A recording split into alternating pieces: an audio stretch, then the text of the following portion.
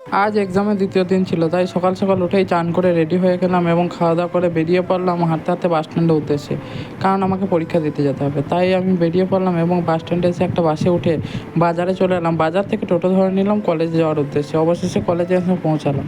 কিছুক্ষণ বাইরে ওয়েট করার পর আমাদের কলেজের ভিতরে ঢুকতে দেওয়া হলো, তাই কলেজের ভিতরে ঢুকে পড়লাম। কলেজের ভিউটা খুব সুন্দর ছিল। তারপরে এক্সাম দিলাম, এক্সামটা খুব সুন্দর হয়েছিল এবং বেরিয়ে এসে বাসে উঠে মালডাঙ্গা বাস স্ট্যান্ডে চলে এলাম। এখানে এসে হালকা করে খাওয়া দাওয়া করে বাসে একটা সিট ধরে আমরা বসে পড়লাম এবং দেখলাম একটা কাকু বাসে 2 বস্তা বিলিতি আমরা চাপিয়েছে। সেখান থেকে আমার একটা বন্ধু একটা বের করে নিল।